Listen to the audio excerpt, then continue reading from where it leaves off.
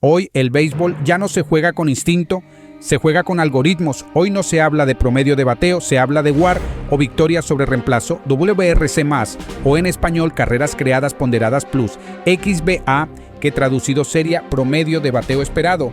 El juego cambió, la forma de valorarlo también, y eso nos lleva a una pregunta incómoda. ¿Las estadísticas avanzadas están arruinando el béisbol? Durante décadas, el béisbol fue un deporte de sensaciones. El manager dirigía con intuición, el scout evaluaba con el ojo, el jugador se adaptaba sobre la marcha, pero todo empezó a cambiar cuando la filosofía popularizada por Moneyball demostró que el béisbol podía optimizarse como si fuera una empresa. Billy Beane y los Oakland Athletics probaron que los números podían competir contra el dinero, y desde entonces la analítica tomó el control en Major League Baseball. Pero aquí viene el punto importante. Cuando empiezas a optimizar todo, también empiezas a descartar cosas que antes eran esenciales, y una de esas cosas fue el valor del sencillo. Hablemos sobre la pérdida de valor del sencillo. Hoy el modelo ofensivo prioriza jonrones y extrabases, porque estadísticamente genera más expectativa de carrera que un sencillo, y aquí entra uno de los casos más llamativos de esta era.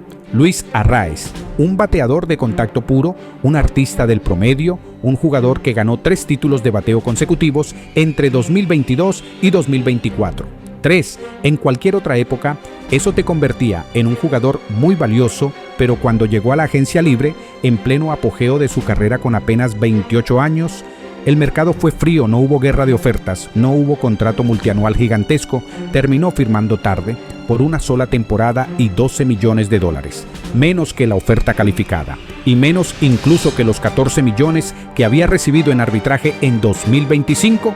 Piénsalo, un jugador que gana 3 títulos de bateo consecutivos, y el mercado básicamente le dice, tu habilidad ya no es premium. Eso no es una crítica a Arraez, es una radiografía del béisbol moderno. Hoy el sencillo no es la moneda más valiosa, hoy el slugging manda. Ahora hablemos del rol del primer bate clásico. Hubo un tiempo donde el primer bate tenía un perfil muy claro: contacto alto, velocidad, disciplina, capacidad de robar bases. Su trabajo no era dar jonrones, era envasarse, mover al pitcher, generar presión, fabricar carreras desde el primer inning. El primer bate era el que encendía el juego.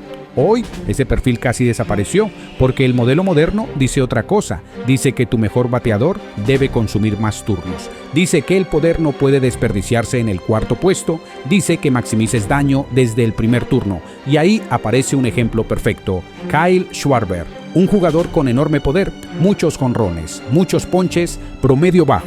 Hace 2 décadas sería cuarto bate sin discusión. Hoy puede abrir el line-up. ¿Por qué? Porque si va a dar 40 jonrones, prefieres que tenga 20 turnos más en la temporada.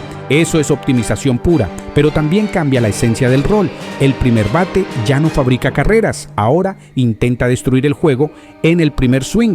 Y aquí es donde la conversación se pone interesante. ¿Eso es evolución o es la pérdida de identidad en las posiciones tradicionales? Porque antes cada puesto en el lineup tenía personalidad. Hoy muchos lineups parecen construidos con el mismo molde. Ahora hablemos de cómo se sobrevalora el WAR, y aquí entramos en terreno delicado. El WAR, Wins Above Replacement, una métrica diseñada para resumir en un solo número el impacto total de un jugador. En teoría es brillante, pero en la práctica, para muchos, se convirtió en el argumento final. Hoy una discusión muchas veces termina así: ¿cuánto WAR tiene? Y listo, caso cerrado. Y hay algo importante aquí: dependiendo de la versión, Fangraphs o Baseball Reference puede variar. Eso ya te dice que no es una ciencia exacta, pero en la narrativa moderna, el WAR se convirtió en el filtro principal para valorar carreras, contratos y hasta legados históricos. Un jugador puede batear .320, pero si su WAR no es élite, automáticamente queda por debajo en la conversación. Eso simplifica el análisis, y el béisbol nunca fue un deporte simple. El fenómeno es tan fuerte que incluso se cuestionan legados históricos usando casi exclusivamente ese número. Mira el caso de Roberto Alomar. En su época, muchos lo consideraban uno de los mejores defensores en la historia de la segunda base. Ganó 10 guantes de oro, era referencia defensiva. Pero hoy aparecen argumentos diciendo que su WAR defensivo acumulado no es tan alto y que eso lo convierte en un defensor apenas promedio. ¿De verdad vamos a invalidar toda una percepción generacional por un modelo estadístico? Lo mismo sucede con Ken Griffey Jr., 10 guantes de oro. Para quienes lo vieron jugar, era élite defensivamente en el center field, pero como su WAR defensivo no es descomunal, hay quienes concluyen que en realidad no era tan bueno con el guante. Ahí es donde el WAR deja de ser herramienta y se convierte, para algunos, en religión.